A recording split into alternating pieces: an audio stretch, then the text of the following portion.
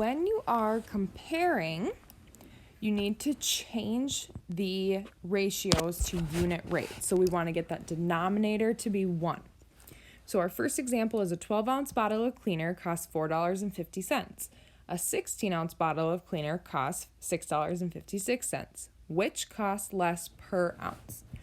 So the way that we know what to put on the denominator is what the question is asking us. So it's asking us about the ounces.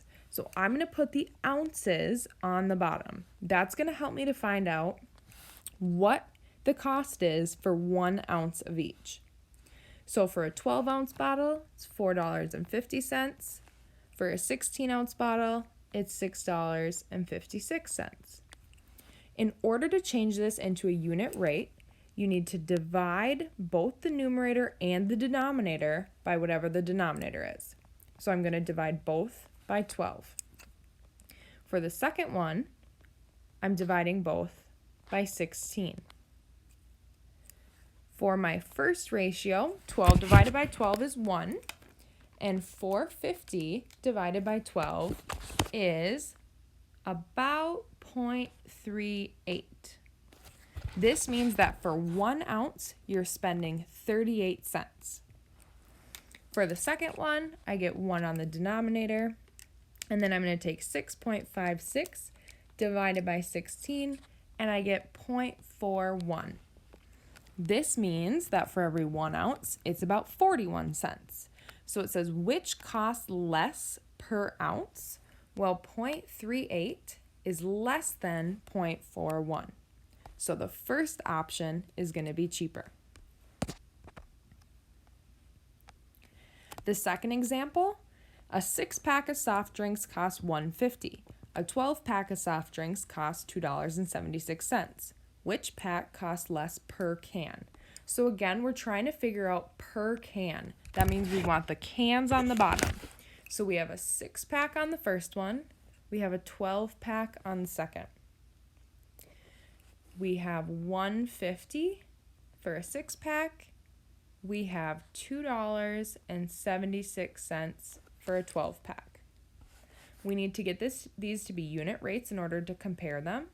So I'm going to divide the first by 6. And I'm going to divide the second numerator and denominator by 12. For the first one, 6 divided by 6 is 1. And I'm going to take 150 divided by 6, which is going to leave me with 0.25. For the second one, 12 divided by 12 is 1. And 2.76 divided by 12 is 0.23. So what this means is that for option 1, for 1 can it's 25 cents. For option 2, for 1 can it's 23 cents. That means your second option is less than, which means it's cheaper. So the better option is the second. Using unit rates. To find a comparable rate, change the original rate to a unit rate and then multiply by how many you need.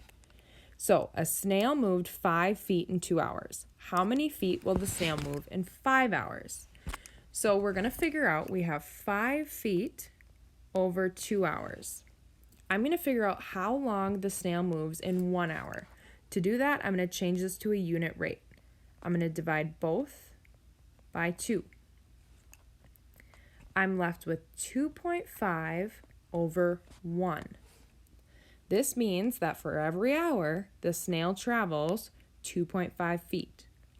Then I need to figure out how long or how far the snail is going to move in 5 hours. So I'm going to multiply this by 5 over 1. When I do my multiplication, I take 2.5 times 5, and I'm left with 12.5 feet. So in 5 hours, the snail moves 12.5 feet, or 12.5 feet.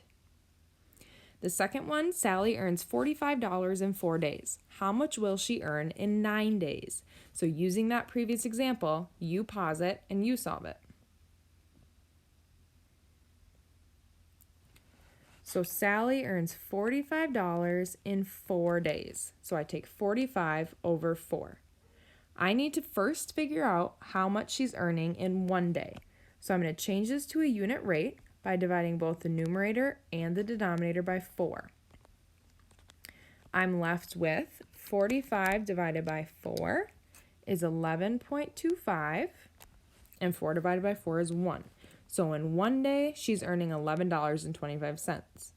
It's asking how much will she earn in 9 days. So I'm going to take how much she earns in 1 day, and I'm going to multiply it by 9, or 9 over 1.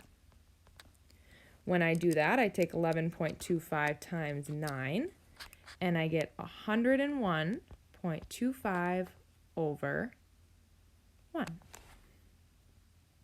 So in 9 days, she's earning $101.25.